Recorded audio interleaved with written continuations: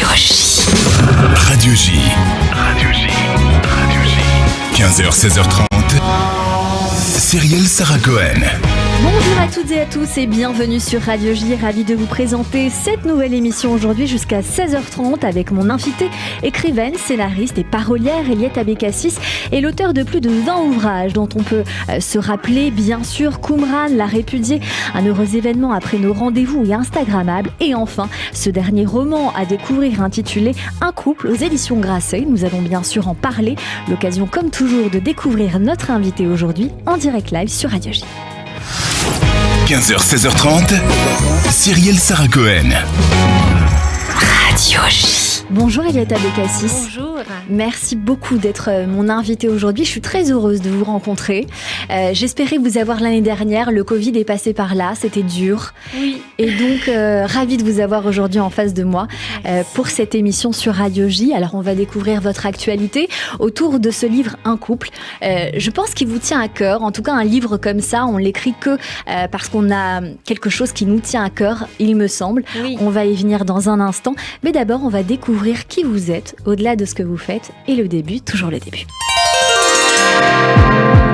Eliette Abécassis, vous êtes née le 27 janvier à Strasbourg. Vous grandissez au sein d'une famille juive orthodoxe, marocaine, assez pratiquante. Votre père Armand Abécassis enseigne la philosophie. C'est un penseur renommé du judaïsme, tandis que votre mère Janine est professeure et spécialiste de psychologie de l'enfant et du développement. Quel genre d'enfance vous avez eu ? J'ai eu une enfance avec deux parents universitaires, des grands intellectuels, une enfance au milieu des livres. J'en avais vraiment partout, même dans les couloirs en fait.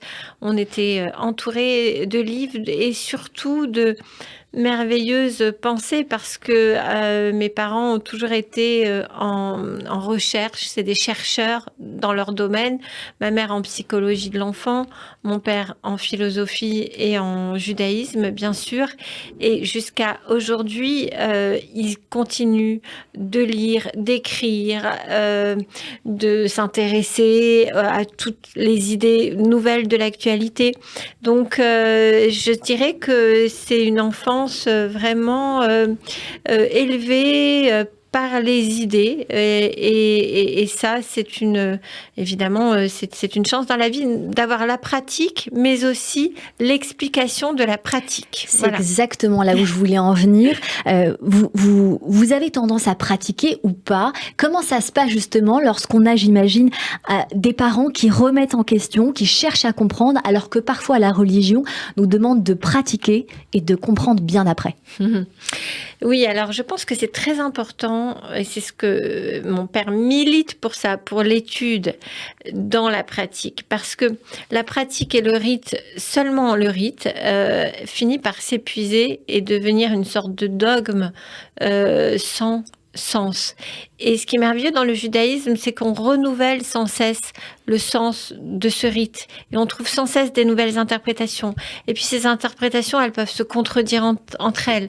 J'ai un père qui est talmudiste. Et en plus, il y avait toujours ce dialogue très fécond et très inspiré du judaïsme français, de Manitou, de l'école d'Orsay, de faire ce pont entre la philosophie, les sciences humaines et le judaïsme, et de féconder l'un par l'autre. Donc, mes parents ont enseigné, maintenant ils sont à la retraite, mais à l'université, dans leur domaine, à un très haut niveau chacun, et en même temps, étant des lettrés talmudistes, kabbalistes, férus de Bible, eh bien, ça permettait d'avoir comme ça cet éclairage et cette illumination du texte et du rite par toutes ces pensées. Eliette Abécassis, est-ce que justement, quand on grandit dans une famille de penseurs, si je peux dire ça comme ça, est-ce que ça nous laisse avoir une part d'innocence, une part d'insouciance, ou justement, le fait d'avoir des parents érudits,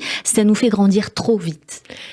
Peut-être, ça nous fait découvrir le monde d'une façon très riche parce que on a une intelligence du monde. Donc oui, ça fait grandir plus vite. C'est vrai que on perd peut-être de cette innocence ou peut-être pas tant l'innocence que cette spontanéité qui fait que, voilà, on va juste profiter de l'instant présent, comme on dit beaucoup aujourd'hui. C'était pas trop le cas dans ma famille. Non.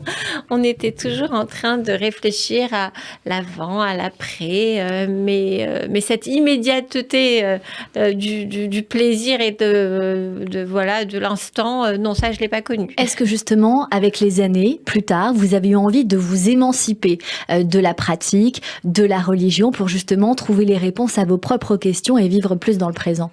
Alors moi, je n'ai pas traversé de phase où j'ai eu envie de m'émanciper de la pratique. C'est au contraire, je dirais, avec les années, plus les années passent et surtout plus l'époque évolue et plus je me rapproche de cette pratique parce que cette pratique me libère par rapport à toutes les contraintes de la modernité et en particulier de la technologie où je dois dire que j'attends le Shabbat comme une respiration, un souffle. Je sais que je vais poser mon portable et que rien au monde ne va m'empêcher de toucher mon portable en semaine, de le regarder 20 000 fois par jour comme tout le monde et que le Shabbat, je sais pourquoi en fait, parce que ça vient d'une transcendance, ça vient d'ailleurs, je vais le poser. Eliette Abécassis, vous me donnez des frissons, c'est une discussion que nous avons eue en interne.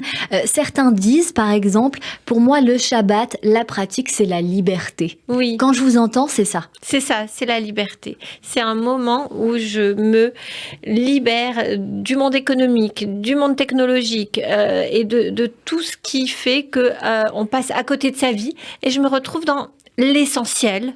L'essentiel, voilà, la relation, je me pose, et même avec les enfants, c'est un moment de transmission, c'est le seul moment où on peut avoir une conversation, surtout dans notre monde. Donc c'est ça, vous me dites, est-ce que vous avez eu envie de lâcher ? Non, j'ai envie de me libérer par la pratique, en fait. Et justement, ce monde moderne, vous en parlez dans ce livre, on va y venir dans un instant, puisque vous parlez de technologie, vous en parlez là-dedans aussi. Aujourd'hui, on dit que plus un homme mûrit, on prend de l'âge, plus on se rapproche de Dieu.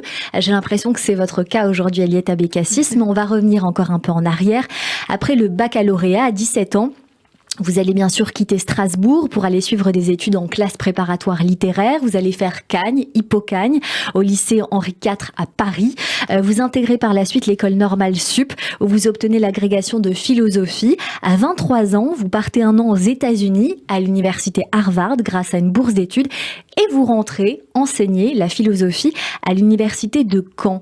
Est-ce que finalement, ce destin est tracé et logique, puisqu'il y a, encore une fois, je pense, vos parents qui surplombent l'avenir en vous? J'ai eu envie certainement de suivre leurs traces d'universitaire parce que je trouvais que c'était la plus belle chose du monde finalement de transmettre. Je le trouve toujours, enfin je suis toujours dans cette lignée-là d'avoir eu des parents professeurs qui ont absolument voué leur vie à la transmission, l'un et l'autre. Évidemment, ça marque et j'étais heureuse de suivre ce chemin parce que ce chemin me permet de m'épanouir et intellectuellement et pas seulement intellectuellement, je veux dire humainement.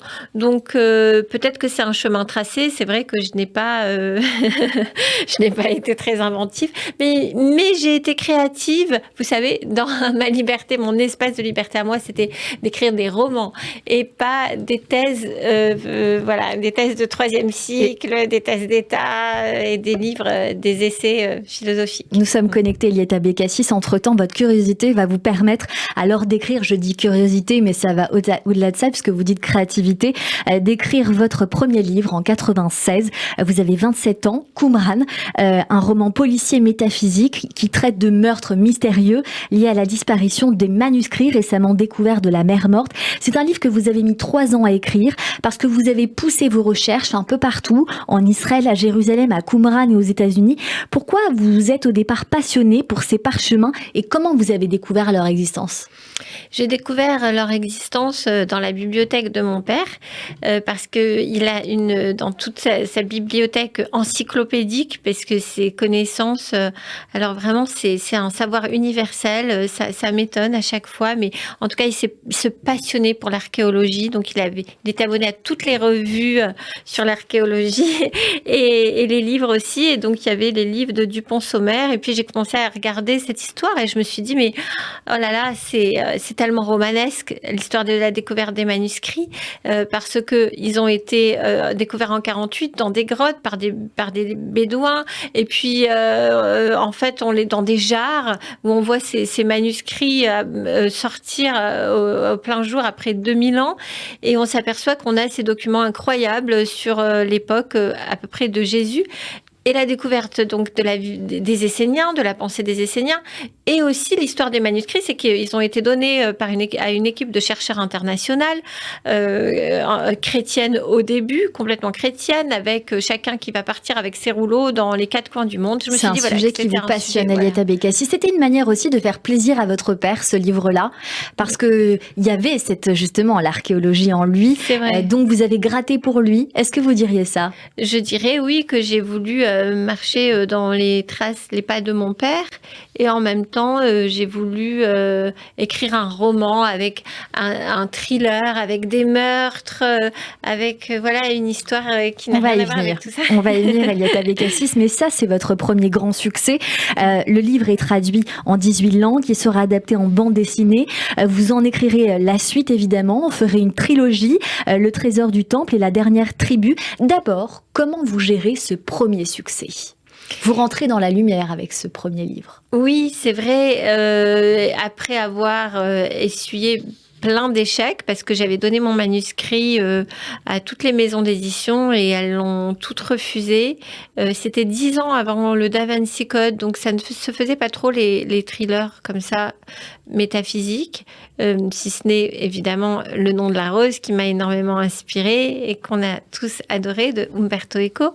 Et puis tout d'un coup, il y a Ramsay avec mon éditeur Daniel Radford qui était à la tête de Ramsay à cette époque-là et qui a adoré le livre, qu'il a publié et qui en a fait effectivement un vrai succès, un best-seller dans plein de pays. Donc c'était c'était une aventure incroyable et ça m'a encouragée à écrire. Justement, vous allez continuer d'écrire, publier L'or et la cendre, l'histoire mystérieuse du meurtre d'un théologien berlinois. En 98, vous écrivez aussi un essai sur le mal et l'origine philosophique de l'homicide, petite métaphysique du meurtre aux presses universitaires de France. Il y a, je crois, cette passion en vous, Eliette Abékassis, ou en tout cas ce fil rouge dans vos premiers livres autour du crime, de la mort. Pourquoi ? Oui, j'ai même écrit une petite métaphysique du meurtre. Vous savez, je suis née pas si longtemps après la Seconde Guerre mondiale. Finalement, je suis née en 69.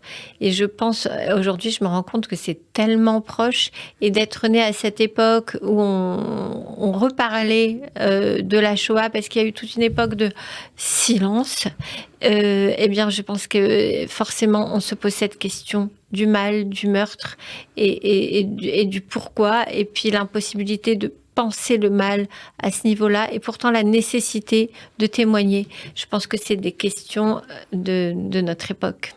Vous parlez de témoignages. Vous allez ensuite écrire La Répudiée, un roman qui s'inspire du scénario que vous avez coécrit pour le film Kadosh. On entend la bande-annonce en arrière-plan de cette émission du réalisateur israélien Amos Gitaï.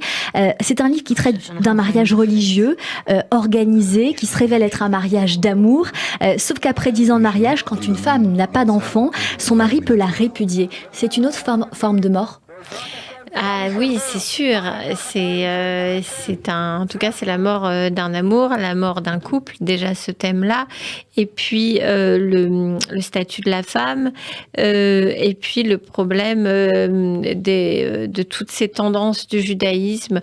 Moi, je trouve que c'est merveilleux qu'il y ait en même temps des ultra-orthodoxes et des personnes qui vivent le judaïsme sur un mode très religieux, et puis des gens qui le vivent de façon complètement culturelle, et puis des gens pour qui ça ne veut rien dire, mais pourtant ils sont juifs. Enfin, j'adore la diversité du peuple juif, j'adore tous les juifs, et j'ai voulu explorer cette forme-là très extrême avec tous les questionnements que cela pose, et on sait aujourd'hui que ça pose des questionnements terribles de division du peuple juif, et pour se poser les questions, mais de l'intérieur, et pour les questionner avec amour, pas avec rejet. Vous allez sortir un autre livre qui s'appelle « Et te voici permise à tout homme » sur les difficultés d'obtenir le divorce religieux. Eliette Abécassis, d'autres livres. Quand vous n'écrivez pas de thriller historico-religieux, vous écrivez sans doute pour parler de vous. Vous me le direz dans le livre, le roman Mon père, qui raconte la remise en cause d'une relation père-fille idyllique, dans Clandestin, l'histoire d'amour impossible, ou encore un heureux événement sur la maternité, mais aussi Séfarade, ou encore Alia, l'histoire, le témoignage d'une femme juive après les attentats de janvier 2015 en France. Et aujourd'hui, un couple. Pourquoi un couple aujourd'hui et pourquoi ce livre vous tient à cœur, puisque c'était le démarrage de cette émission? Oui, c'est ça.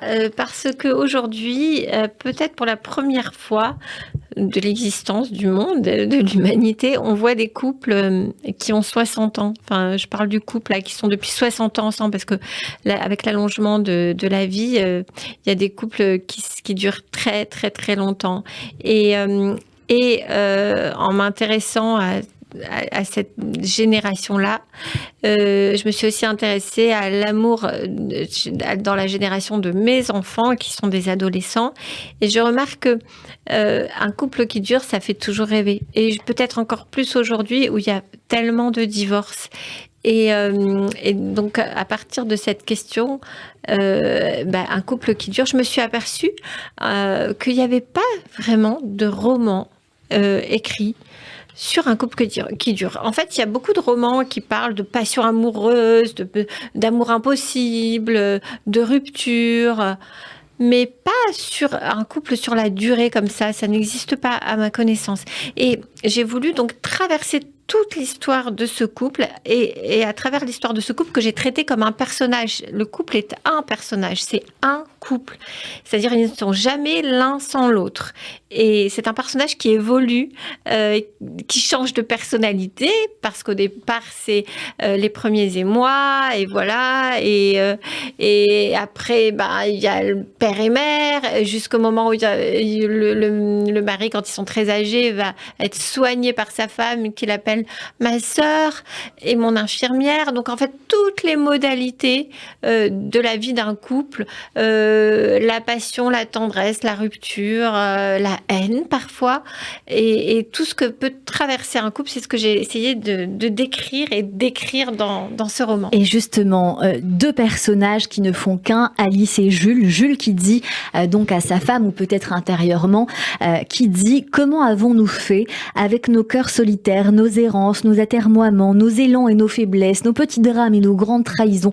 Comment avons-nous réussi à nous supporter dans les moments difficiles et à ne pas nous fuir au bout de tant et tant d'années? Comment continuer avec l'âge qui vient, se donner l'un à l'autre, se plaire, se désirer, se trahir, le regretter, s'aimer et se haïr? Oui, c'est la question. Et vous savez, pour écrire, même quand j'écris mes romans, j'ai cette éducation universitaire, comme on a vu, qui fait que je fais toujours des recherches. Et ma petite enquête sociologique que j'ai fait pour écrire, par exemple, un heureux événement, quand je me suis intéressée à la maternité. Et là, en fait, j'ai questionné des couples comme ça, qui sont ensemble depuis 50, 60 ans, donc depuis très, très, très longtemps. Et à chaque fois que je leur demande qu'est-ce qui fait, voilà, c'est la question que je pose, comment est-ce que vous avez fait avec toutes les époques, les atermoiements, les vicissitudes de l'existence, et chacun a une réponse différente, il n'y a pas une seule réponse, il y a plein de modalités de la vie d'un couple, mais en tout cas, c'est très étonnant, parce que pas un seul couple ne m'a dit: c'est l'amour. Ouais, c'est ça. Il y a autre chose qui les tient. Il y a autre chose, c'est ça. Et on va le voir dans ce livre. En tout cas, on va le découvrir dans ce livre. Mais je me permets, ce livre, Eliette Abécassis, c'est l'histoire d'une vie, bien sûr. Celle de Alice et Jules qui vivent ensemble depuis ses 60 ans. Il faut le dire, ils ont tout traversé. Et avec vous, une nouvelle forme d'écriture, en tout cas la vôtre aujourd'hui. On remonte le cours de leur relation amoureuse, étape par étape. Finalement... on rétropédale, on peut dire ça comme ça, puisqu'on démarre le film à l'envers, qui commence par leur vieillesse, là où il y a eu le commencement et la jeunesse, notamment ce banc au jardin du Luxembourg qu'on peut tout à fait imaginer, avec tout ce que l'on connaît et ce que vous avez évoqué, de la routine jusqu'à la passion, aux peurs, au désamour. On a la sensation d'être dans un film de Claude Lelouch.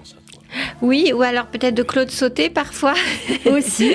Mais c'est vrai que je vous avoue qu'en lisant ce livre, je me suis retrouvée dans les plus belles années d'une vie qui retraçait la suite d'un homme et une femme finalement de Claude Lelouch et je me suis dit pourquoi pas en faire un film.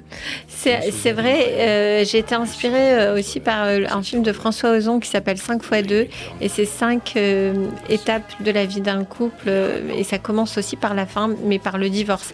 Là c'est pas la même histoire mais en fait le principe c'est de commencer par la fin et puis de revenir des années en arrière, 10 ans, puis 10 ans, en fait des flashbacks dans le flashback, jusqu'à la fin du livre qui est en fait le début de la rencontre. Et il y a une mécanique narrative comme ça qui s'instaure avec beaucoup de questions et j'espère de suspense. Exactement, et c'est très appréciable parce que dans ce livre, une petite intrigue entre guillemets, une lettre au cœur du livre qu'on a envie de découvrir forcément. Alors je ne dirai rien parce qu'il faut découvrir le livre, mais c'est une lettre que l'on rêve de lire, décisive, qui est peut-être les fondations d'un engagement entre un homme et une femme, une parole que l'on se fait, que l'on fait et qui peut peut-être tenir un couple.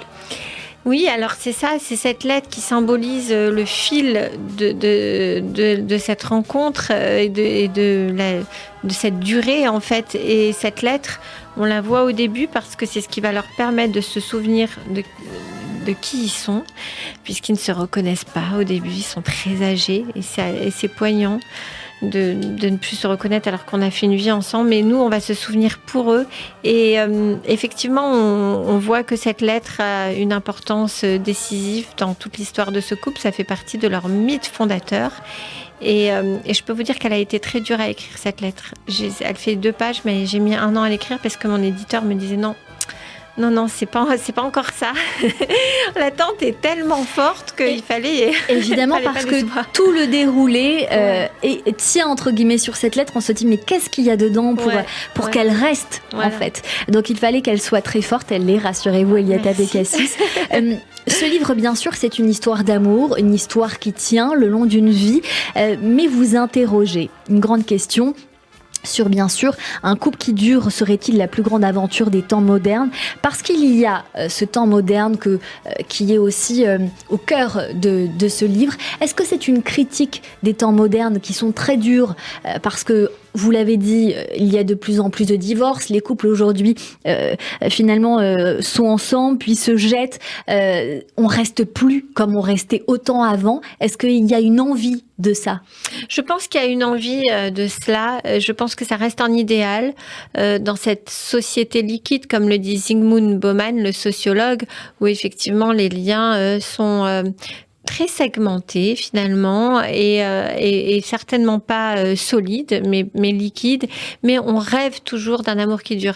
Et puis j'ai écrit un livre qui est paru l'an dernier qui s'appelle De l'âme sœur à Tinder, où j'ai fait pour le coup ma petite enquête philosophique et sociologique et je vois effectivement qu'on est très désabusé par rapport à l'amour. Il y a beaucoup de sociologues comme Eva Illouz qui disent que c'est la fin de l'amour. Je ne crois pas que c'est la fin de l'amour, mais je crois que c'est la fin de l'amour passion, justement parce que quand on voit on interroge les plus jeunes, ils disent mais moi je ne veux pas je ne veux pas souffrir par amour, je ne veux pas de quelque chose qui soit fort mais qui s'arrête.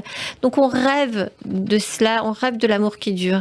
Ça reste l'horizon et ça reste en fait l'idéal, même si on n'y arrive pas.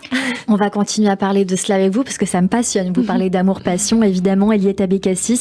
Dans un instant, on poursuit également cette émission avec nos chroniqueurs qui nous rejoignent pour découvrir vos goûts culturels qui en disent long sur vous. Mais tout de suite, le rappel des titres sur Radio J. Nous marchions sur une plage, un peu comme celle-ci.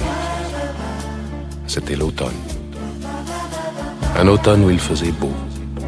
Une saison qui n'existe que dans le nord de l'Amérique. Là-bas, on l'appelle l'été indien, mais c'était tout simplement le nôtre. Avec ta robe longue, tu ressemblais à une aquarelle de Marie Laurencin. Et je me souviens très bien de ce que je t'ai dit ce matin-là. Il y a 1 an, il y a 1 siècle, il y a une éternité. On ira où tu voudras, quand tu voudras. et l'on s'aimera encore lorsque l'amour sera mort. 15h, 16h30, Cyrielle Sarah Cohen. Radio J. Ça, c'est uniquement sur Radio J. Radio J. Radio J. Radio J.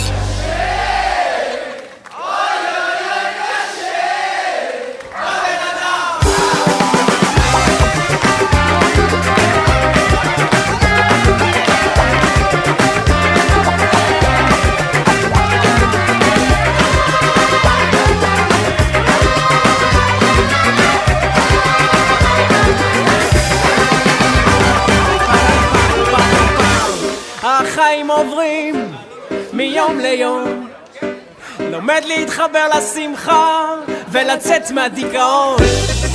מספיק זה שאני נושם ועוד הרבה יותר מזה, בכל זאת הבן אדם מרגיש שזה עדיין קצת קשה. לא חסר לי כלום, כל מה שיש זה כבר ברכה.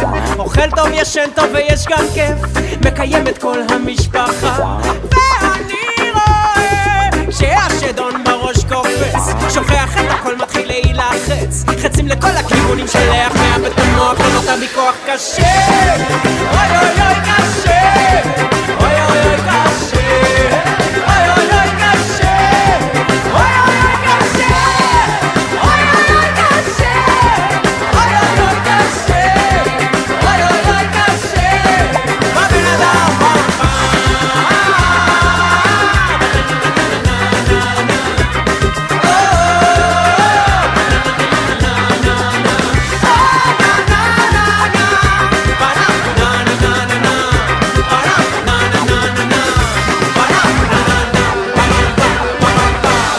החיים עוברים מיום ליום, לומד להתחבר לשמחה ולצאת מהדיכאון. מספיק זה שאני נושם ועוד הרבה יותר מזה, בכל זאת הבן אדם מרגיש שזה עדיין קצת קשה. לא חסר לי כלום, כל מה שיש זה כבר ברכה. אוכל טוב, ישן טוב ויש גם כיף, מקיים את כל המשפחה. ואני רואה כשהשדון בראש קופץ, שוכח את הכל מתחיל להילחץ, חצים לכל הכיוונים שלך, מאבד את המוח, לא נותר בי כוח קשה. אוי אוי אוי קשה, אוי אוי אוי קשה, אוי אוי אוי קשה, אוי אוי אוי קשה, אוי אוי אוי קשה, אוי אוי אוי קשה, אוי אוי אוי קשה. הבן אדם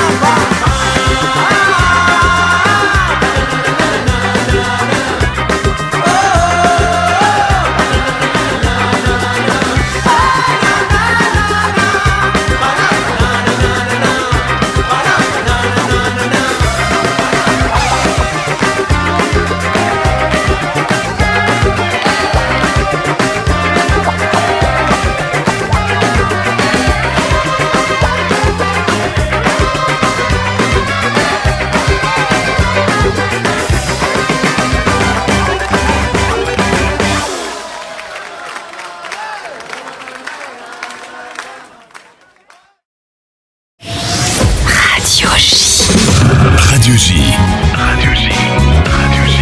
15h, 16h30, Cyrielle Sarah Cohen. De retour sur l'antenne de Radio J. Merci de passer votre après-midi avec nous jusqu'à 16h30 avec mon invité aujourd'hui, Eliette Abécassis, pour son livre Un couple aux éditions Grasset. On s'est quitté avec cette question en suspens, évidemment, Eliette Abécassis, où vous me disiez avoir pour ce livre fait une petite étude sociologique autour de vous, évidemment, et bien plus, j'imagine. Vous disiez que c'était la fin de l'amour-passion, notamment auprès des jeunes. Ce qui m'amène à vous poser cette question. Notre génération, celle des trentenaires, des quarantenaires et un petit peu plus, ont peut-être eu plus de courage ou pas, vous allez me le dire, que nos grands-parents, ces grands-parents dont vous parlez dans ce livre avec cet amour qui dure comme ça, quitte à parfois se sacrifier. Est-ce que finalement cette jeunesse n'a pas pris conscience que l'époque de nos parents et pas de nos grands-parents vivait cet amour-passion, prenait des risques, trop de risques, quitte à divorcer, à les faire souffrir, et qu'ils se disent finalement que bien nos grands-parents, eux, ont tout compris puisqu'ils sont restés ensemble, du début jusqu'à la fin, quitte à s'aimer moins. Moi, je pense que vous avez très bien résumé. Vous devriez écrire un livre, là. Vous avez une théorie. Non, mais c'est vrai, c'est tout à fait ça. Parce que je remarque qu'il y a, entre les générations, il y a vraiment un lien fort entre les petits-enfants et les grands-parents. Peut-être plus que ce que nous avions avec nos propres grands-parents. Et effectivement, parce qu'il y a quelque chose de la transmission qui se fait, alors que nous sommes une génération, effectivement, bon, moi, j'ai divorcé, comme malheureusement beaucoup de mes amis, et on s'est adonné à l'amour, et on a adoré, aimé, et puis après, on a désaimé, mais follement, dans des divorces haineux, épouvantables, on les a traumatisés. Et peut-être qu'effectivement, ils ont envie et c'est ce qu'ils disent en fait, de quelque chose qui dure, d'une forme de sécurité aussi dans l'amour, parce qu'ils ne veulent pas se brûler les ailes, parce qu'ils ont trop souffert, c'est vrai. Souffert, voilà, de ce que les parents ont enduré, leur ont fait endurer aussi. C'est ça, leur ont fait endurer aussi, bien sûr. Il y a donc cette remise en question du monde moderne, finalement, dans ce livre, où même, on le voit, vous parlez des nouvelles technologies, de ces rencontres pré-mâchées que l'on peut faire sur les réseaux sociaux, de ces amours un peu factices, finalement, aussi. Hein. Oui, c'est ça, ces amours virtuels. Et je pense que en même temps, c'est formidable, parce que les réseaux sociaux permettent de faire un lien et du lien et de créer du lien. Mais les attentes sont souvent, et les espoirs sont souvent déçus. Alors, peut-être que c'est pour ça aussi que j'ai voulu raconter cette histoire de chair très incarnée, qui s'incarne dans plein de situations de face à face d'un homme et d'une femme qui vont à la fois s'aimer, puis se disputer, puis se séparer, puis se retrouver. Et tout ça, c'est des relations réelles. C'est pas des relations virtuelles. Et c'est vrai qu'on est peut-être allé un peu on s'est adonné à ce monde virtuel sans réfléchir à comment reprendre le dessus en tant qu'être humain sur la technologie. Et cette question-là, c'est la question cruciale de notre époque. Eliette Abécassis, est-ce que vous aimez le monde moderne, et est-ce que vous aimez dans ce monde moderne aujourd'hui ? J'aime beaucoup le monde moderne. C'est un monde passionnant. C'est un monde très philosophique, qui pose plein de questions sur l'homme, sur l'humanité.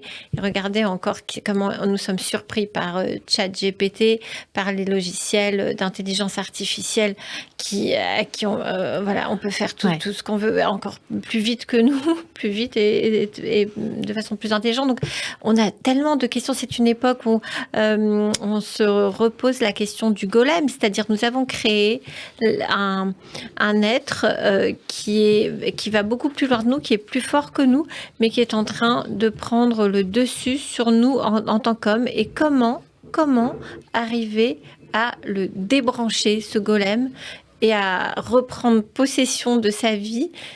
Et la réponse, pour faire une boucle avec ce que nous disions en début d'émission, c'est le Shabbat. Des faits historiques que vous évoquez aussi, Eliette Abécassis, dans ce livre. La loi sur l'IVG, bien évidemment, la chute du mur de Berlin, mai 68, la guerre d'Algérie. Pourquoi vous avez voulu ressusciter cela ? Oui, j'ai parcouru donc 60 ans de la vie d'un couple et puis 60 ans de la vie d'un pays. Et donc, c'est vrai, entre les années 50 et aujourd'hui, on traverse plein d'époques. Et ce qui m'intéresse, au-delà d'incarner à chaque fois ce couple dans leur époque, c'est l'influence des mœurs sur leur amour. Parce que nous sommes influencés par ce que notre époque nous dit de l'amour, pour vivre notre amour. Et il se rend compte dans les années 50, donc c'est une époque très conservatrice, donc tout de suite, il veut l'épouser, ce qu'il fait. Et puis après, il se traverse les années 60 et puis mai 68 et ils ont envie de se libérer. Et puis les années 80, tout le monde divorce, et ben ils veulent divorcer. Et donc, c'est ça en fait qui m'a intéressée, c'est toutes ces mœurs, et puis la libération de la femme, évidemment, le féminisme. Ces époques qui ont fait évoluer, bien évidemment, notre société et le couple, justement. Oui. C'est un roman de l'amour pérenne, envers et contre tout, un remède au cynisme et à la solitude de notre époque. C'est ce qui est dit pour ce livre, Eliette Abécassis. Une petite conclusion sur ce livre. Et je pense, j'ai voulu l'écrire avec une dramaturgie vraiment complexe à mettre en œuvre parce que justement, comme on part de la fin, on reconnaît la fin.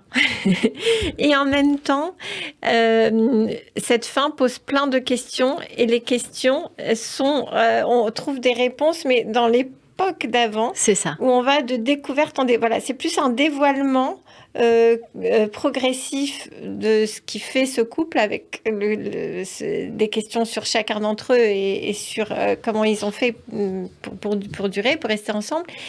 Et j'espère que arriver à prendre le lecteur par la main, parce que pour moi c'est très important de raconter une histoire et de l'emmener comme ça, voilà, sur le chemin vers la dernière scène qui est la première scène. Eliette Abécassis, est-ce qu'Alice a bien fait de rester ? Qu'est-ce que vous en pensez ? Est-ce qu'Alice, elle a bien fait de rester ? Moi, je me pose cette question. Oui, plus que lui. Oui. Oui. Oui.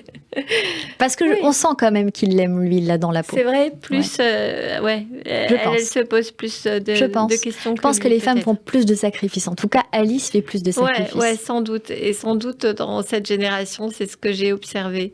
Des sacrifices que ne feraient pas les femmes de notre génération. Et je pense que, justement, la fin qui est le début montre qu'elle a bien fait de rester. Elle a bien fait de rester. Un autre livre dont vous voulez que l'on parle également, Eliette Abécassis, sorti aux éditions Albin Michel. Je ne l'ai pas eu entre les mains, je ne peux pas en parler, mais vous allez le faire pour nous.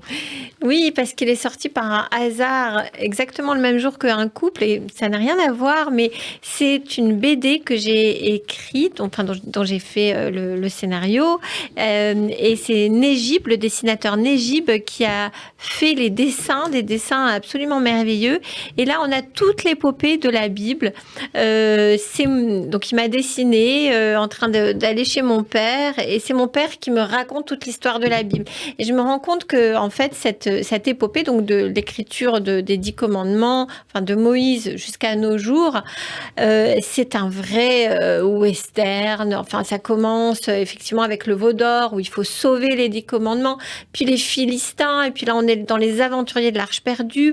Et puis Ezra, c'est Ezra qui a véritablement écrit la Bible et qui l'a sauvée et qui a institué la lecture de la Bible contre finalement les Sadducéens. Et on traverse comme ça l'Inquisition, où on brûle le Talmud jusqu'à la Shoah, et jusqu'à aujourd'hui où on continue d'écrire, les scribes continuent d'écrire la Bible sur un parchemin, avec une plume, sur un rouleau en fait. Et je trouve ça tellement fou, tellement étonnant, et en fait tellement beau, que voilà, j'ai voulu l'écrire sous cette forme drôle aussi, très humoristique, pour transmettre à tous cette fabuleuse épopée. Il s'adresse à tout le monde, aux jeunes, aux moins jeunes. Oui, vraiment, c'est là pour le coup de 7 à 77 ans. C'est la bonne période pour le lire pendant les fêtes de Pâques et de Pessah, j'imagine. Vous pouvez nous redire le nom ? C'est faire. C'est faire, donc aux éditions Albin Michel, à découvrir. On passe à la suite de cette émission, bien sûr. On découvre désormais toute la culture du moment ou d'avant, selon vos goûts, pour découvrir des choses que vous affectionnez, qui vous ressemblent ou qui pourraient vous plaire. Eliette Abécassis. Et mes acclamations, mon enthousiasme, viva notre bienfaiteur. Olé, olé, olé. Et tout de suite, Hélène Kuttner nous emmène au théâtre. Bonjour Hélène. Bonjour Cyrielle, bonjour Eliette Abécassis, bonjour à tous et à toutes. Alors, chère Eliette Abécassis, cette chronique spectacle, elle est pour vous, vous qui venez de signer un merveilleux roman sur le couple. Et justement, on le disait, le paradoxe d'une véritable passion amoureuse vécue sur la durée. Alors, c'est vrai qu'on se demande toujours pourquoi on tombe amoureux. Qu'est-ce qui explique l'attirance soudaine entre deux êtres qui ne peuvent plus se passer l'un de l'autre? Et comment, par quels moyens, justement, on peut faire durer cette passion? On peut transformer cet échange fulgurant, quasi mystique, en une vie matérielle soumise aux terribles contingences de la vie quotidienne. Et c'est justement le fil conducteur de votre beau roman, mais c'est également le thème exploré dans une pièce qui s'appelle Marée haute, qu'interprète en ce moment la comédienne Josiane Pinson au théâtre Le Lucernaire, dans une mise en scène délicate de Panchika Vélez. Alors Marée haute, c'est l'adaptation tout simplement du roman de Benoît de Groult, écrit en 1988, qui s'appelle Les vaisseaux du cœur. À cette époque, elle revenait sur une passion amoureuse qu'elle raconte de manière romancée à 68 ans. Nous poursuivons donc les rebours, les mises en abîme présents dans votre roman entre la jeunesse et l'âge mûr pour s'attacher à une passion amoureuse qui semble liée à tout jamais deux êtres que tout oppose, en dépit de toute explication rationnelle. C'est très bien choisi comme proposition, justement, Hélène Kuttner. Alors, qui sont justement ces deux amoureux que tout oppose ? On a envie d'en savoir plus. Eh bien, effectivement, il s'agit d'une intellectuelle parisienne. C'est une professeure de lettres à l'université. C'est un peu le double de l'auteur, Benoît de Groult, qui se nomme Georges sans S, comme Georges Sand, et Gauvin, un marin-pêcheur breton. On ne peut pas faire plus grand le grand écart.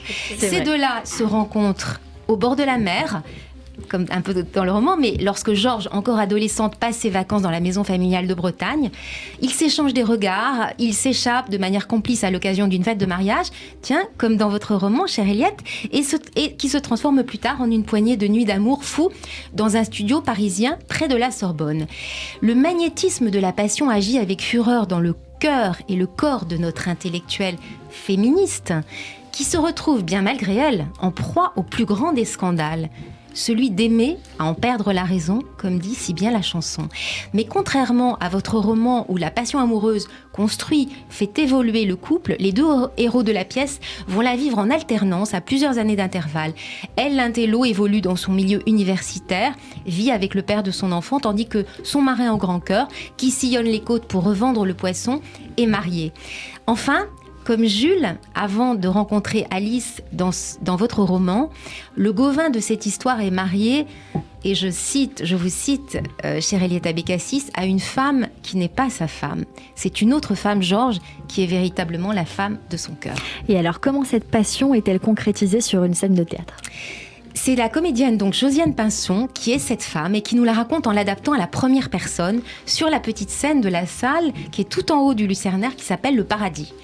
L'homme est invisible, mais sa présence est encore plus charnelle, puissante, car elle est incarnée par une voix, la voix rocailleuse du comédien Didier Brice. Alors comment est-il ce marin amoureux ? On est obligé de se l'imaginer comme un fantasme, comme un écho à la parole de la comédienne. Il se voit de Paris à Dakar, de Miami à une plage de l'océan Indien. Après des mois, des années d'attente, il se retrouve au bout du monde avec la même soif de complicité, le même désir de reconnaissance mutuelle. Tout cela, l'attente, le désir, le fantasme, sont racontés avec des mots tout simples. Ces mots racontent aussi la force d'une passion qui perdure au gré des absences, au gré des marées, par tous les vents.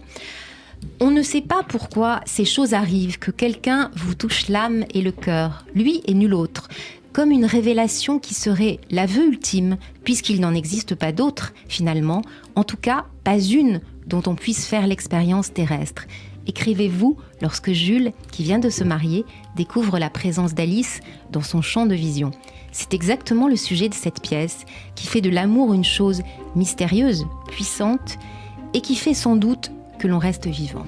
Marée haute au Lucernaire jusqu'au 7 mai avec ce parallèle sur votre livre très très bien raconté. Merci beaucoup Hélène Kuttner pour cette chronique. Allez, tout de suite on passe à la séquence émotion avec Jérôme Goulon. Radio J. L'émotion de Jérôme Goulon. Ah, je crois que vous aviez envie d'aller au théâtre, vous, Jérôme Goulon. Oui, ça m'a donné envie, la chronique de Hélène. La chronique d'Hélène. Bonjour Jérôme. Bonjour Cyrielle, bonjour Eliette. Bonjour. Alors dans cette chronique, on va parler d'artistes que vous aimez. On va parler de théâtre, mais de musique avec l'un de vos auteurs-compositeurs préférés. Il s'agit de Avishai Cohen, contrebassiste de jazz israélien. Alors on peut entendre l'une de ses œuvres cultes, Remembering, un titre présent notamment dans le film Le sens de la fête, d'Eric Toledano et Olivier Nakache. Alors Avishai Cohen, c'est un artiste qui a réussi l'exploit, même si là on entend du piano, de mettre la contrebasse sous les projecteurs. Ce n'est pas forcément l'instrument le plus populaire. Et chacune de ses performances en live a la particularité de retourner ceux qui viennent le voir. D'ailleurs, pour ceux que ça intéresse, il sera en France en mai prochain. Alors au Festival de Deauville pour commencer, puis au Sunset à Paris le 30 mai. Une date à ne pas manquer pour tous les amateurs de jazz. Peut-être que vous y serez, Eliette Abécassis. Ah oui. Alors pour ceux qui ne connaissent pas son parcours, Avishai Cohen, il a débuté très tôt la musique, jouant du piano dès l'âge de 9 ans. Et puis à 22 ans, après avoir servi pendant 2 ans dans l'orchestre de l'armée israélienne, il décide de changer de vie et de s'installer à New York. C'est un changement pour lui, mais ses débuts sont difficiles. Pour vivre, il doit jouer dans la rue tout en alternant avec un petit boulot dans le bâtiment. Et puis sa vie, elle bascule en 1997, alors que Avishai Cohen avait enregistré une démo sur une cassette qu'il avait donnée un petit peu sans espoir à l'un des amis de Chick Corea, on rappelle l'un des fondateurs du jazz rock aux États-Unis. Il reçoit un jour un appel de ce dernier. Alors Chick Corea, qui on le rappelle était l'un des membres du groupe de Miles Davis, dit à Avishai Cohen qu'il a écouté sa cassette dans sa voiture et qu'il a été époustouflé par sa performance. Avishai Cohen, qui avait donné sa cassette un peu comme on lance une bouteille à la mer, n'en revient pas de recevoir autant de compliments de cette personne-là. En tous les cas, cette rencontre, elle lance sa carrière. Et aujourd'hui, Avishai Cohen, qui il y a quelques années encore jouait dans les rues de New York, comme un petit saltimbanque, se produit aujourd'hui dans les lieux les plus prestigieux de la ville, comme The Blue Note, un club de jazz très réputé à New York qui accueille des musiciens légendaires dont il fait désormais partie. Eliette Abécassis, pourquoi vous aimez Avishai Cohen ? J'aime beaucoup le jazz, j'en écoute énormément. Et c'est vrai que son jazz a des accents mélangés qui empruntent à un peu de klezmer. Parfois, on sent des notes orientales. Et donc, en fait, cette espèce de mélange des genres dans des mélodies extraordinaires me transporte. On va poursuivre alors avec de la littérature et l'un de vos derniers coups de cœur, Eliette Abécassis. Oui, et on reste du côté de New York, puisque c'est le lieu de l'intrigue de votre lecture du moment, je crois bien, à savoir Mon oncle de Brooklyn, de Paula Jacques. Je ne sais pas si je prononce bien, oui. Je ne connaissais pas cette autrice. Alors un roman paru en 2022 et réédité par Flammarion le 15 février dernier. Alors comme je le disais, l'histoire se déroule donc à New York. Eva, une jeune journaliste, vient pour interviewer la dernière gagnante du prix Pulitzer. Et à côté de ça, elle fait la connaissance d'une partie de sa famille, des juifs ultra-orthodoxes. À la demande de sa mère, Eva doit en effet se rapprocher de son oncle, qui vient de perdre sa femme à cause de son rigorisme religieux. Une rencontre placée d'une certaine façon sous le signe de la transmission que vous évoquiez tout à l'heure. Alors pour situer le contexte, l'intrigue se déroule en 1989. New York mijote comme une cocotte avec en toile de fond des émeutes, du racisme anti-noir, du racisme anti-blanc et également de l'antisémitisme. Et en l'espace de quelques semaines, Eva va donc vivre plusieurs vies et faire des rencontres qui vont bouleverser son existence. Je ne vais pas dévoiler toute l'intrigue, mais dans ce livre, on peut ressentir une partie du vécu de l'auteur. On rappelle que Paula Jacques, issue d'une famille de juifs d'Égypte expulsés sous le président Nasser, avait dû fuir en France où, à son arrivée, elle s'est retrouvée, elle aussi, un peu comme l'héroïne de son livre, dans le monde du journalisme, en l'occurrence la radio. Alors dans son roman, Paula Jacques poursuit donc son exploration des passions humaines sur un mode jubilatoire où culmine une véritable maîtrise de la tragicomédie, ce qui est sa marque de fabrique. Mon oncle de Brooklyn, un véritable tourbillon d'émotions que l'on conseille à tous les auditeurs de Radio J. Absolument. Et vous avez aimé ce film pour quelle raison, Eliette Abécassis ? Ce livre, pardon, pour quelle raison, Eliette Abécassis ? Parce que c'est un vrai film. Et c'est vrai que cette plume drôle, à la fois tragicomique de Paula Jacques, je l'adore. Et on rentre dans son univers et dans l'univers de cette jeune femme qui débarque et qui découvre toute cette partie de sa famille et qui se découvre elle-même à travers tout ce qu'elle va vivre. C'est formidablement écrit, c'est drôle, on pleure, on rit. Et voilà, on est à New York, on est dans une autre vie, on est dans sa vie. Alors, on va acheter bien évidemment ce livre qui s'appelle Mon oncle de Brooklyn de Paula Jacques, mais aussi, je rappelle, votre livre Un couple, sorti aux éditions Grasset. On termine votre voyage culturel dans votre univers. Bien sûr, vous aimez le film The Fabelman qui était au cinéma il n'y a pas si longtemps, mais on va parler d'un autre film qui vous a marqué et on a déjà reçu évidemment l'actrice principale dans ce film. Oui, ce film c'est Simone, le voyage du siècle d'Olivier Dahan avec Elsa Zilberstein que nous avons reçu ici même il y a quelques mois.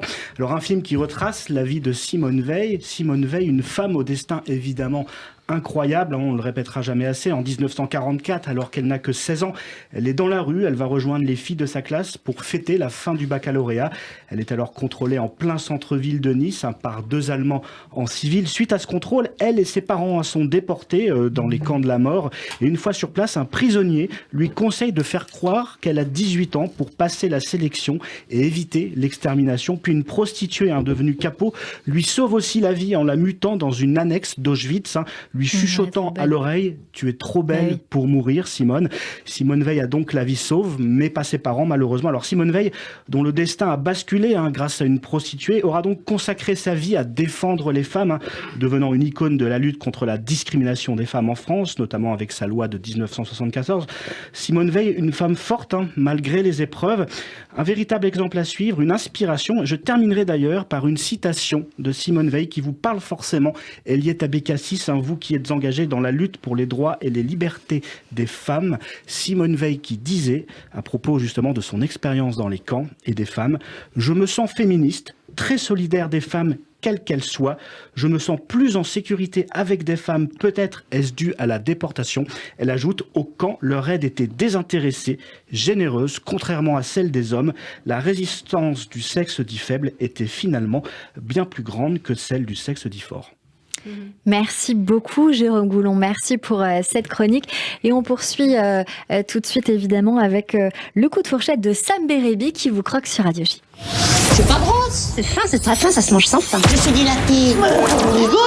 Radio J. Radio J, le coup de fourchette. Bonjour Sam. Bonjour Cyrielle, bonjour Eliette, ça va ? Oui, ça va. Je suis heureux d'être là à côté. En plus, on est prêts là, on dirait qu'on est en date là. En plus, on est de la même couleur. On est de la même couleur.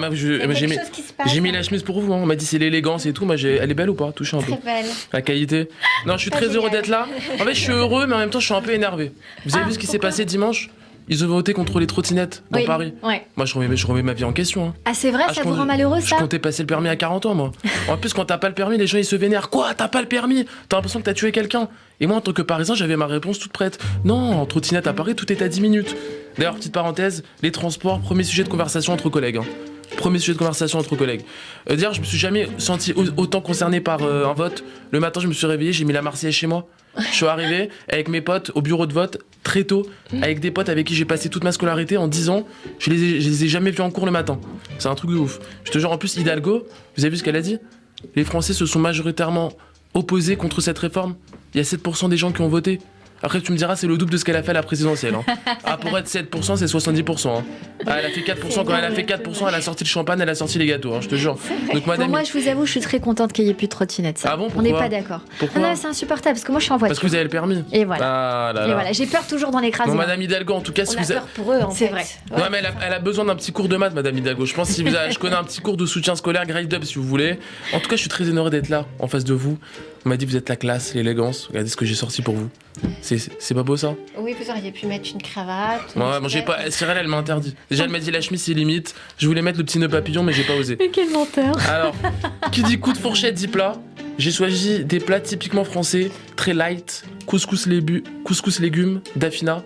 C'est ça ou pas ? Exactement. C'est très light, quoi. Là, on est vraiment dans la pure tradition française. Franchement, qu'est-ce qu'on aime manger, les juifs ? On peut se le dire ou pas ?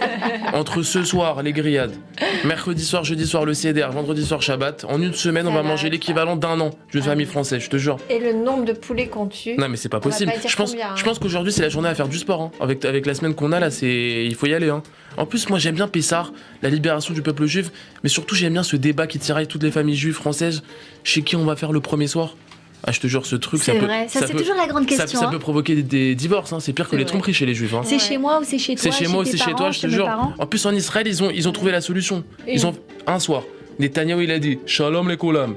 Boker Tov, je vais parler en sarfati, il y a beaucoup de Français, on est sur Radio J. En raison de la mauvaise entente du divorce entre les couples, je vais faire qu'un soir pour Pessar, les trottes, Todarava. C'est vrai ou pas? C'est vrai. Mais bon, à la fois, c'est pas très intelligent parce qu'on peut pas contenter les deux familles. Bah, donc, soit on rassemble tout le monde, soit c'est pas la peine. Ouais, mais Netanyahou, il a dit, il y avait trop de. Non, moi, il y a qu'une fois. Il y a qu'une fois à faire. Il y a plus de problème. Et c'est fini. En tout cas, merci beaucoup et beaucoup de succès. Merci à vous. Et merci beaucoup, évidemment, Sam Bérébi sur l'antenne de Radio J. Sam, on vous retrouve bientôt sur scène avec votre spectacle. J'ai hâte. J'ai hâte. Bah, merci beaucoup. C'est Cyril, la productrice. Ouais, le avec producteur plaisir. du spectacle. Je vous produis quand vous voulez, avec grand plaisir. On vous retrouve bien sûr aussi en podcast sur le YouTube de Radio J, radioj.fr et sur toutes les plateformes d'écoute de l'émission. On se donne rendez-vous le jeudi après le 17. On reprend le 17, donc le jeudi suivant. Merci beaucoup, Sam Bérébi. Vous restez encore avec nous sur l'antenne de Radio J, évidemment. Dans un instant, notre séquence tac au tac, les questions de nos auditeurs, notre coup de cœur du jour et notre experte Nathalie Dodorieux pour le portrait de notre invité. A tout de suite, une petite pause suivie du journal de l'info. A tout de suite sur Radio J. –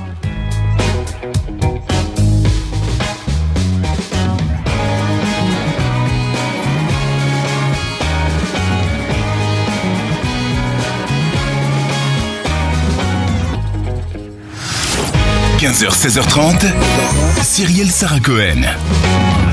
Radio J. Vous écoutez Radio J. Radio J. Radio J.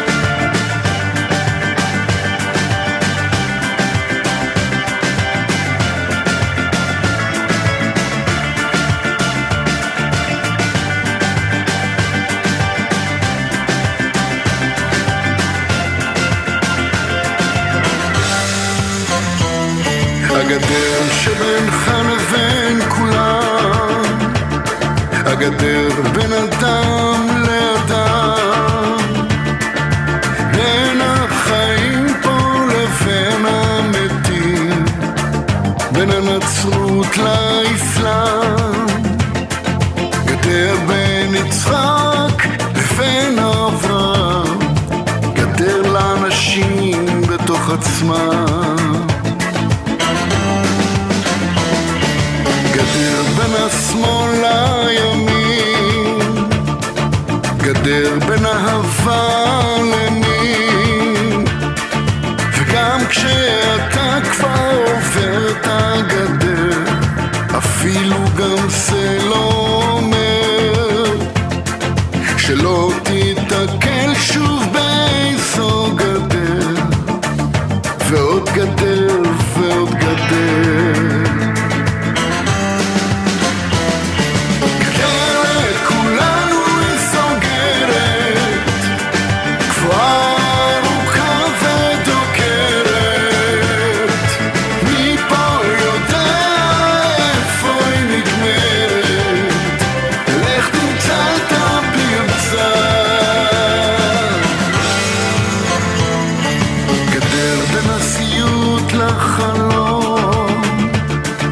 גדר בין ירוק לאדום, גדר בין אתמול, מחר והיום, גדר בין חומה למחסום, גדר בין הרוע והטוב, גדר בין מלחמה לשלום.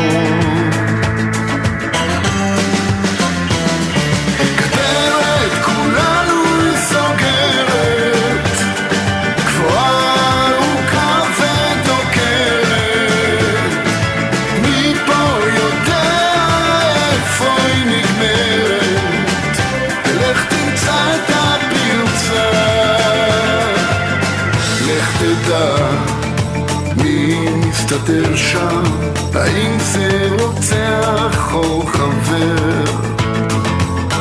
לך תדע מה מסתתר שם, מה תמצא מעבר לגדר.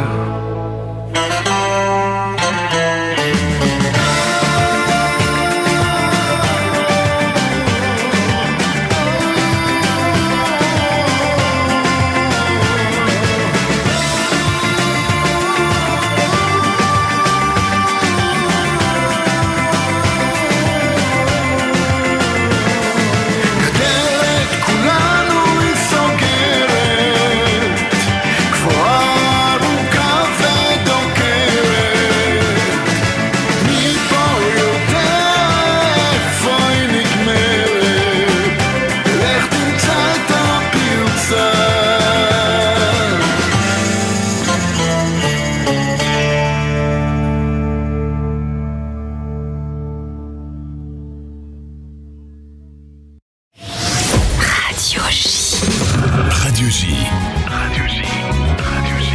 15h, 16h30. Cyrielle Sarah Cohen. De retour sur l'antenne de Radio J, merci de nous rejoindre si c'est le cas. Si vous êtes avec nous depuis le début, merci pour votre fidélité avec notre invitée aujourd'hui, Eliette Abécassis, venue pour ses 2 livres, Un couple aux éditions Grasset et puis Sefer aux éditions Albin Michel. On va passer ensemble, si vous le voulez bien, Eliette Abécassis, à la séquence tac au tac. 10 questions et des petites réponses courtes en 2-3 mots. On essaye ça ? On essaye. C'est parti. Eliette Abécassis, qu'est-ce que la recette de l'amour ? La recette de l'amour, je pense, c'est d'arriver à romancer son amour. Le ou les sujets qui vous préoccupent le plus en ce moment ? C'est l'humain, l'humanité, sauver l'homme face à tout ce qui est en train de déborder de tous côtés, de la technologie jusqu'aux guerres. Si vous pouviez changer de peau, vous seriez qui ou quoi ?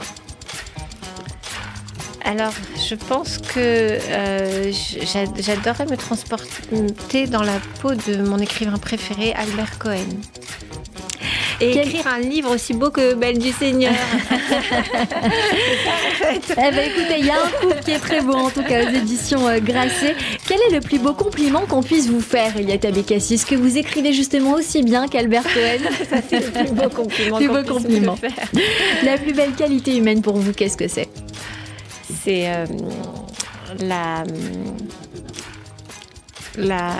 justement la relation humaine quand elle s'exprime dans la générosité, je dirais la qualité de cœur. Qu'est-ce que vous avez fait de plus fou pour quelqu'un ou pour vous-même ? Je pense que ce que j'ai fait de plus fou, c'est j'ai décidé un jour de devenir une artiste, un écrivain, et aujourd'hui je me rends compte que c'était vraiment fou. C'était un pari. C'est un sacré pari. Et c'est un pari de plus en plus difficile à tenir. Et j'aurais pu peut-être avoir une vie un peu plus, justement un peu moins folle, un peu plus rangée, quoi. Pourquoi ? Parce que ça vous demande à être productive et que c'est difficile le milieu de l'édition. C'est complètement aléatoire. Ça dépend de est-ce qu'on va plaire, est-ce que les lecteurs vont être là, est-ce qu'ils vont aimer, et puis on s'expose, on dit voilà, jugez-moi, voilà qui je suis, allez-y. C'est vrai. Vos 3 grands plaisirs dans la vie, Eliette Abécassis ? Je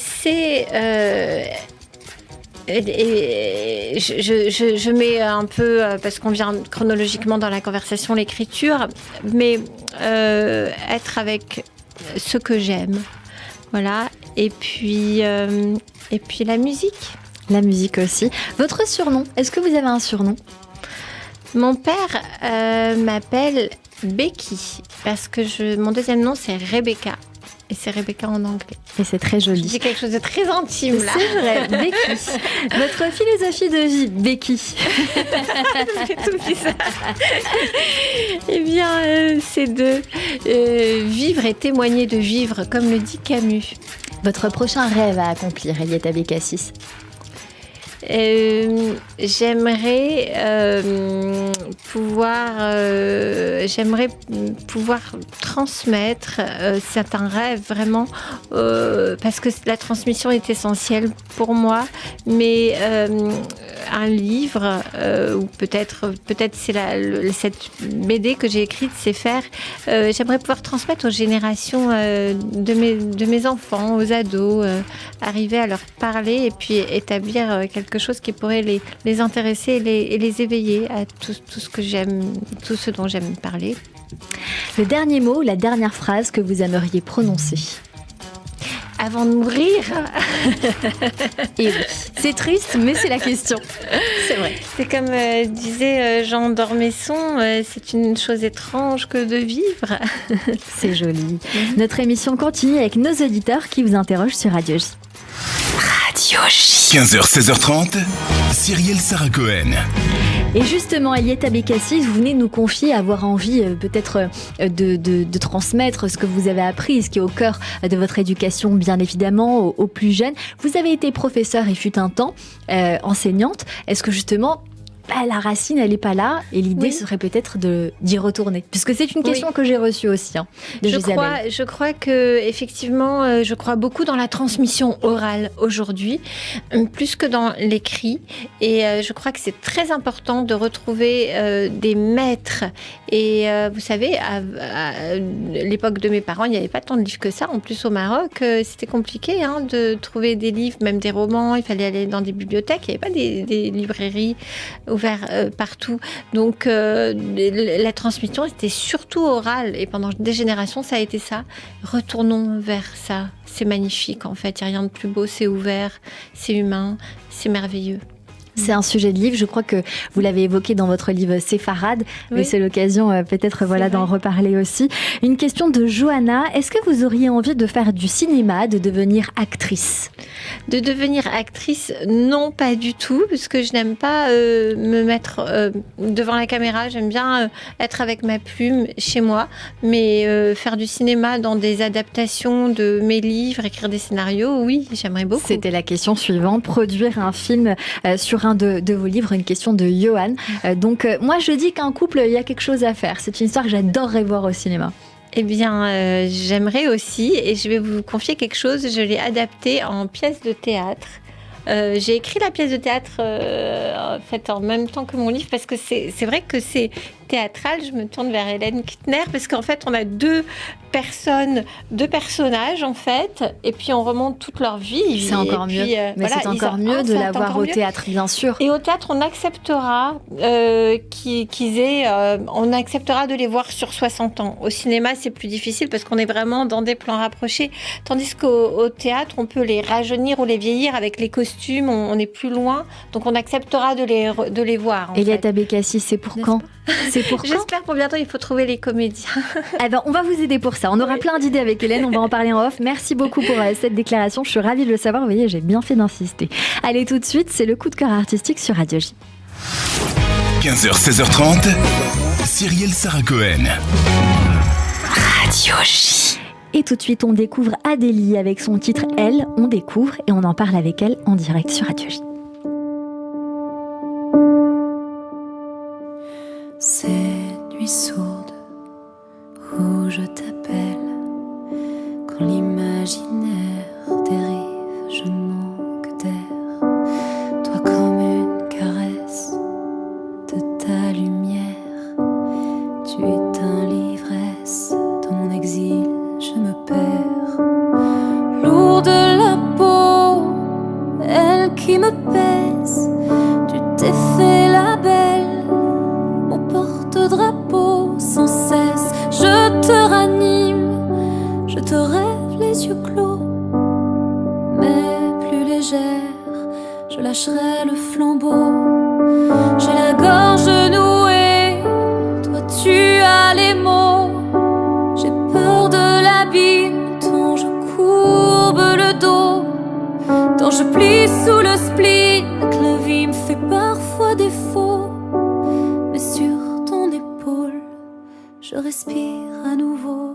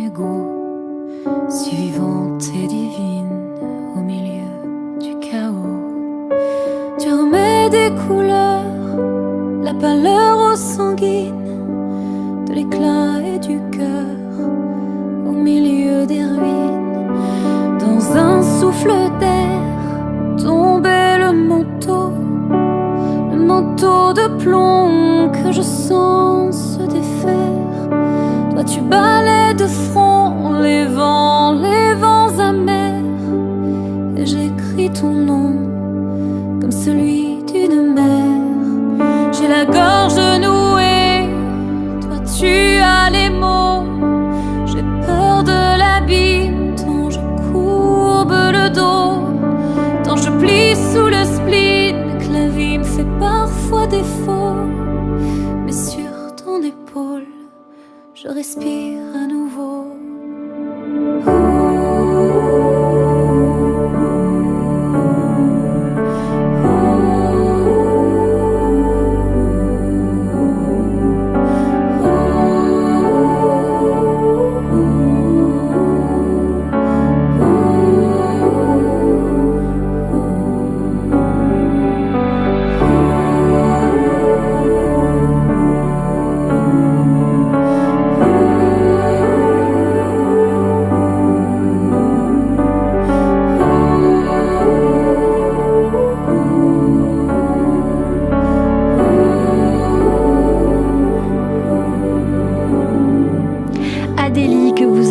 D'écouter sur l'antenne de Radio J avec ce titre Elle au pluriel. Bonjour Adélie. Merci beaucoup d'être mon invitée aujourd'hui. C'est un plaisir de vous accueillir en coup de cœur. J'ai l'habitude de toujours dire comment je rencontre les coups de cœur. Je vous ai ajouté sur les réseaux. Et puis vous vous êtes dit, on va se parler. Et puis c'est de là que cette rencontre est née. Merci beaucoup de nous faire découvrir cet univers. Vous êtes auteure, compositrice, interprète. Et vous venez de sortir ce titre, Elle, il y a quelques jours. Le clip est disponible. De quoi parle cette chanson pour vous ? Alors en fait, en toile de fond, cette chanson évoque la disparition de mon père il y a quelques années. Mais en fait, avant tout, elle met en lumière toutes les femmes de mon entourage notamment, et de son entourage à lui, qui ont pu m'épauler à cette période-là et qui ont pu aussi, lui, l'épauler dans sa maladie notamment. Donc voilà, l'idée c'était vraiment de rendre hommage à toutes ces femmes. Une chanson hommage pour votre papa et pour les femmes. Il y a ce fil rouge entre vous et Eliette Abékassis, je pense, qui est la présence forte du papa, bien sûr, et ces femmes qu'on met à l'honneur dans des livres, etc. Il y a un EP à venir dans quelques semaines. C'est ça, tout à fait. Combien de titres, quelle est la couleur de cet album, le message dedans ? Alors il y aura environ 7 titres, donc ce sera un EP assez grand. Et ce sera pop, chanson française, parce que cette chanson, je trouve, elle vient un petit peu courtiser la chanson à texte, avec aussi des intonations un peu urbaines, pop urbaines. Voilà. Vous avez une très belle voix, parler. C'est très doux, très agréable de vous entendre. Vous venez de région parisienne, vous avez sorti 3 singles jusque-là, Vaciller, Oublier le noir et Mon idéal. J'ai envie de savoir comment vous avez démarré la musique. Alors, j'ai démarré la musique dans un collectif, enfin une compagnie, dans laquelle en fait je me suis formée en chant, danse, théâtre. Et l'idée, c'était de monter des spectacles pour se produire, s'aider un peu des comédies musicales, de se produire sur Paris, en région parisienne. On a fait aussi le Festival d'Avignon. Donc j'ai commencé comme ça. Et puis après, quand même. Vous avez commencé très jeune ? Oui, j'ai commencé assez jeune, parce que j'étais rentrée dans cette compagnie, j'avais 13 ans et j'étais qu'avec des adultes. Donc j'étais vraiment la plus jeune. Donc très tôt, au sein d'un collectif, il y avait du théâtre, du gospel, de la danse. Alors le gospel, c'est venu un peu après. Le gospel, c'est quelque chose que j'ai été un petit peu chinée peu après, parce que j'étais totalement fan des grandes voix comme Aretha Franklin, etc. Donc je rêvais de voir ce que ça faisait justement de chanter en chorale. Adélie, aujourd'hui, qu'est-ce que vous faites dans la vie ? Est-ce que vous faites que de la musique ? Est-ce que vous faites autre chose ? Est-ce que vous voulez un petit coup de main éventuellement pour en faire une carrière et que ça toute la vie ? Dites-nous tout. Ah oui, tout à fait. Alors, je me consacre essentiellement à ça à l'heure d'aujourd'hui. Et effectivement, j'aimerais développer le projet plus amplement. Est-ce que vous êtes accompagnée ? Est-ce que vous êtes en indépendant ? Est-ce que vous travaillez toute seule à la maison ? Dites-nous. Alors, je suis totalement indé. Par contre, je travaille pour la partie production musique avec Simon Blévis, mon producteur. Et j'ai eu la chance de réaliser ce clip avec Alexandre Saltiel, qui a notamment réalisé des clips pour Louane, Anne Silla.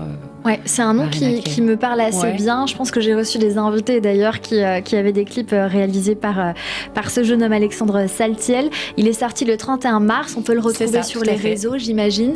Sur tous les réseaux, sur YouTube. Et tous les autres réseaux.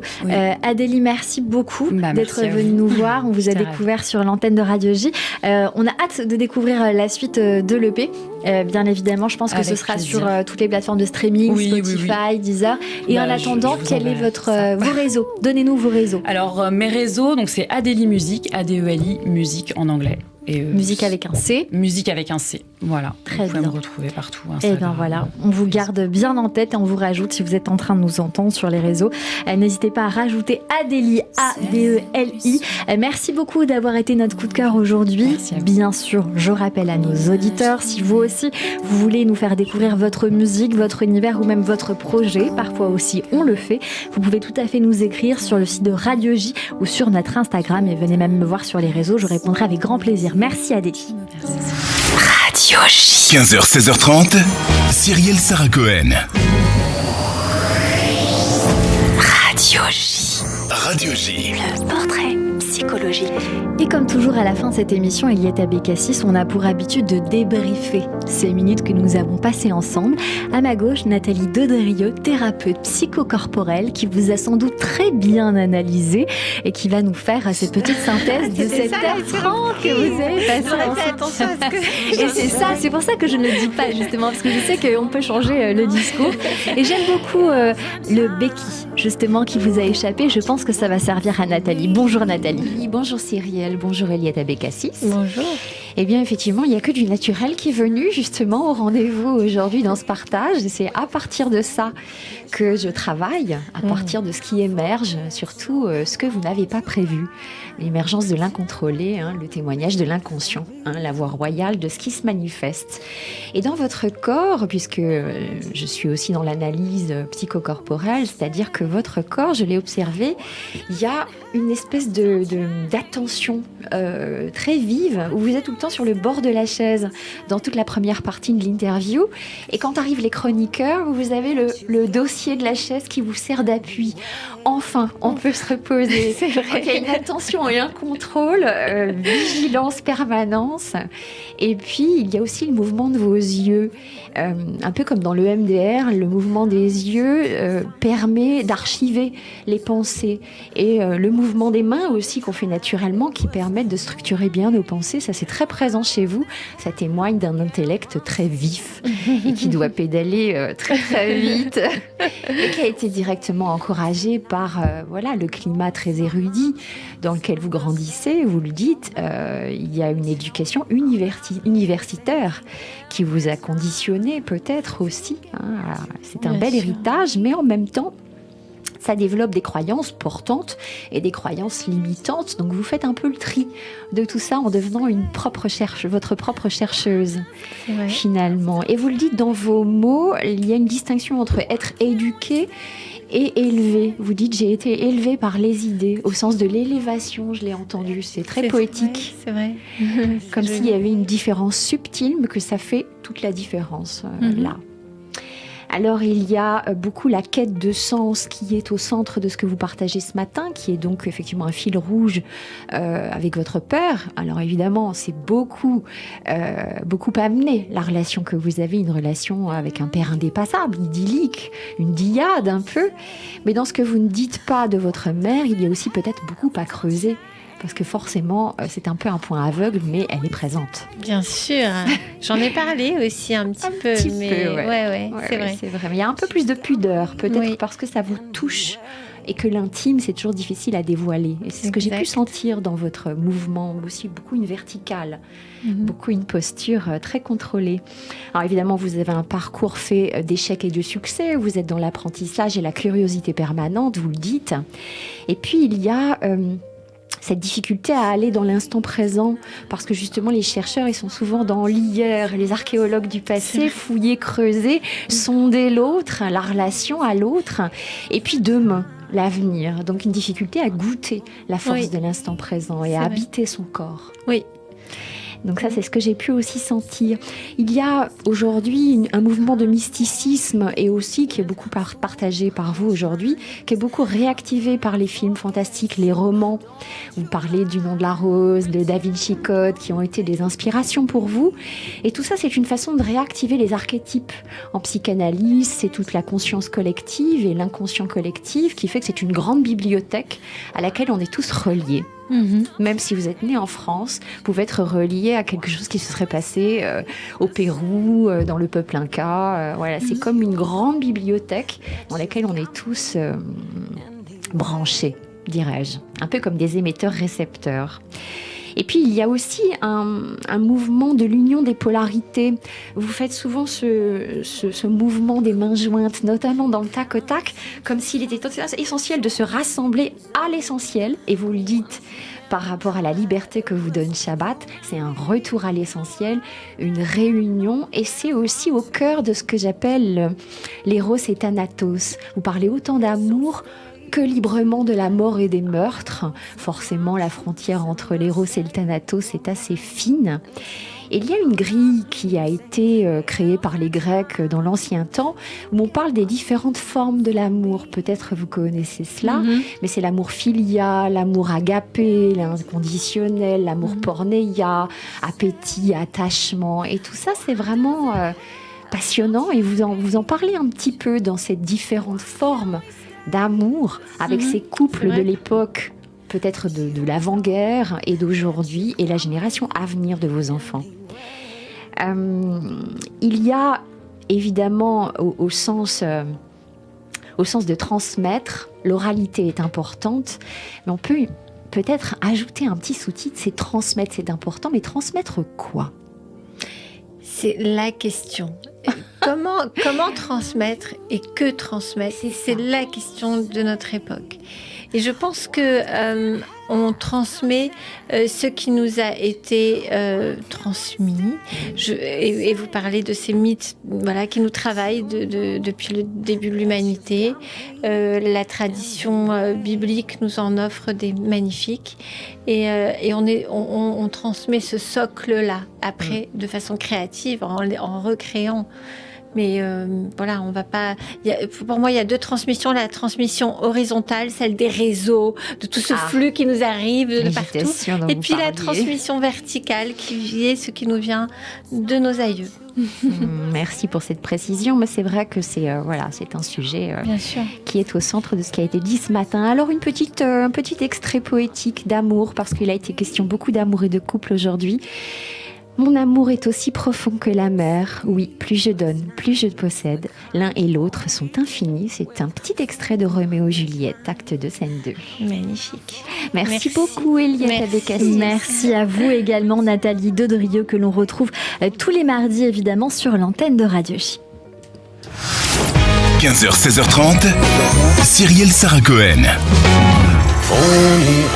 C'est la fin de cette émission. On va s'arrêter avec, évidemment, On ira où tu voudras, quand tu voudras. C'est ce qu'on aimerait faire avec vous, Eliette Abécassis. Merci infiniment. Merci beaucoup d'avoir été avec nous pour cet ouvrage intitulé Un couple à découvrir aux éditions Grasset, mais également C'est faire aux éditions Albin Michel. Merci pour cet échange. Un tout petit mot de la fin qui vous revient. Je voudrais souhaiter un très bon Pessah, fête de la transmission par excellence à tous. Merci beaucoup, Eliette Abécassis. Merci à l'artiste Adélie d'avoir été mon coup de cœur du jour sur l'antenne de Radio J, à retrouver sur les réseaux bien sûr, à la réalisation audio et vidéo, Philippe Sinclair et Clément aujourd'hui. Notez que vous pouvez réécouter nos invités, nos rubriques en podcast sur le site officiel de Radio J, radioj.fr, YouTube et toutes les plateformes de streaming. Merci à toutes et à tous de nous avoir suivis. On se donne rendez-vous lundi 17 avril, évidemment, après les fêtes de Pessah. Je vous souhaite de passer de très bonnes fêtes de Pâques pour certains, de Pessah pour d'autres, parce que nous sommes écoutés par tous. Merci beaucoup et à très vite sur l'antenne de Radio J. On ira où tu voudras, quand tu voudras.